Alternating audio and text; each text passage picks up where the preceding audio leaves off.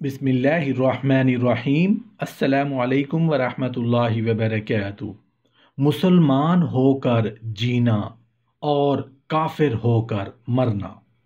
हज़रत फ़कीहा अबू लैस रहमतुल्लाह अलैह फरमाते हैं कि हर शख्स के लिए ज़रूरी है कि कसरत से ला इलाहा इल्लल्लाह पढ़ता रहा करे और हक़ तआला शानहू से ईमान के बाकी रहने की दुआ भी करता रहा करे और अपने आप को गुनाहों से बचाता रहा करे, क्योंकि बहुत से लोग ऐसे हैं कि गुनाहों की नहुसत से आखिर में उनका ईमान सलब हो जाता है, उनका खात्मा ईमान पर नहीं होता और दुनिया से कुफ्र की हालत में चले जाते हैं।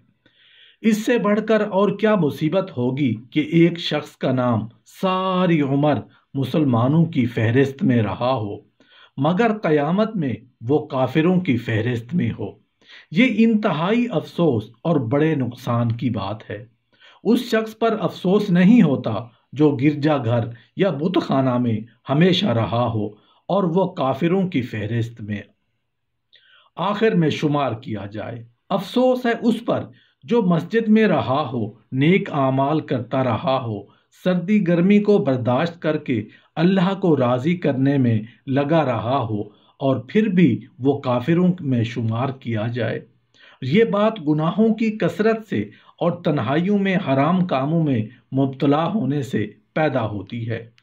बहुत से लोग ऐसे हैं जिनके पास दूसरों का माल होता है और वो ये समझते हैं कि ये दूसरों का है, मगर दिल को समझाते हैं कि मैं किसी वक्त इसको वापस कर दूंगा और साहबे हक से मुआफ करा लूंगा, मगर उसकी नौबत नहीं आती और मौत उससे कब्ल आ जाती है। बहुत से लोग ऐसे हैं कि बीवी को तलाक हो जाती है और वो उसको समझते हैं, मगर फिर भी उससे हम बिस्तरी करते रहते हैं और उसी हालत में मौत आ जाती है कि तौबा की भी तौफीक नहीं होती। ऐसे ही हालात में आखिर में ईमान सलब हो जाता है।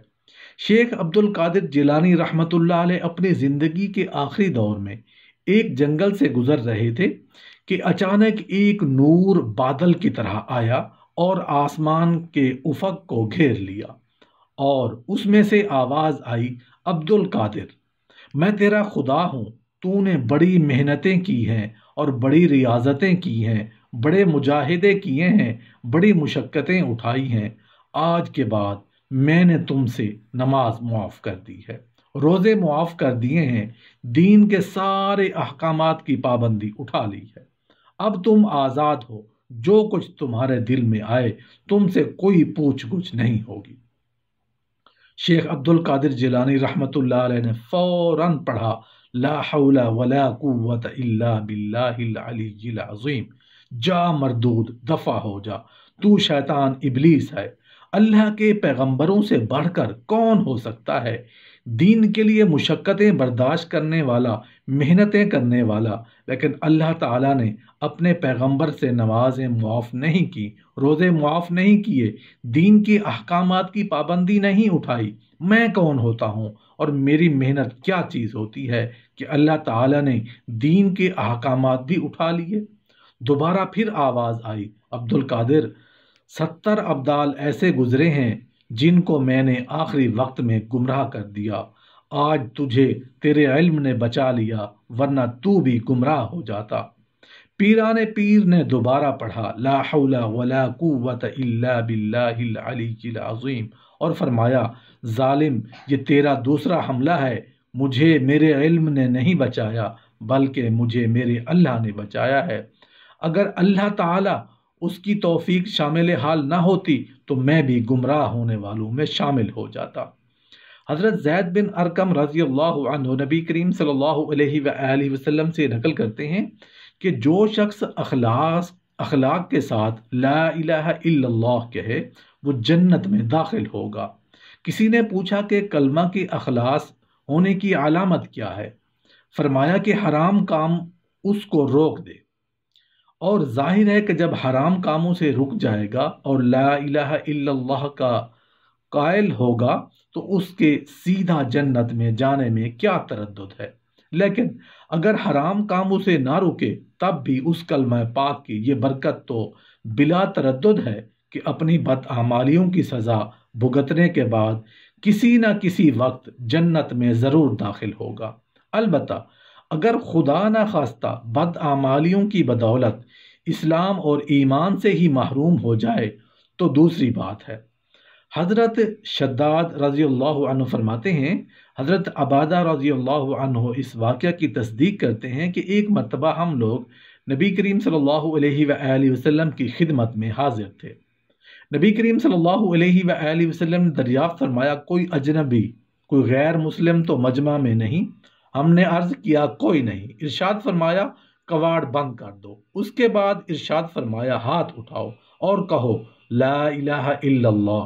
ہم نے تھوڑی دیر ہاتھ اٹھائے رکھے اور کلمہ طیبہ پڑھا، پھر فرمایا الحمدللہ، اے اللہ تو نے مجھے یہ کلمہ دے کر بھیجا اور اس کلمہ پر جنت کا وعدہ کیا ہے اور تو وعدہ خلاف نہیں ہے۔ اس کے نبی کریم صلی اللہ علیہ وآلہ وسلم نے ہم سے فرمایا کہ خوش ہو جاؤ، اللہ نے تمہاری مغفرت فرما دی ہے۔ نبی کریم صلی اللہ علیہ وآلہ وسلم نے ارشاد فرمایا، اپنے ایمان کی تجدید کرتے رہا کرو، یعنی تازہ کرتے رہا کرو۔ صحابہ کرام نے عرض کیا، یا رسول اللہ، ایمان کی تجدید کس طرح کریں؟ ارشاد فرمایا، لا الہ الا اللہ کو کثرت سے پڑھتے رہا کرو۔ جب کوئی شخص اسلام قبول کرتا ہے تو سب سے پہلے یہ 7 لفظ دہراتا ہے جسے کلمہ طیبہ کہا گیا ہے، لا الہ الا اللہ محمد الرسول اللہ، یعنی اللہ کے سوا اور کوئی خدا نہیں اور محمد صلی اللہ علیہ وآلہ وسلم اللہ کے رسول ہیں۔ پس جس نے کلمہ لا الہ الا اللہ محمد الرسول اللہ کا اقرار زبان سے اور تصدیق دل سے کر دی اور اسلامی برادری میں شامل ہو گیا، خواہ وہ مصری ہو یا نائجیریا کا حبشی ہو، اب جب کہ وہ مسلم ہے تو ایک خاندان توحید کا فرد ہے، جس کا گھرانہ کسی خاص وطن اور مقام سے تعلق نہیں رکھتا بلکہ تمام دنیا اس کا وطن ہے۔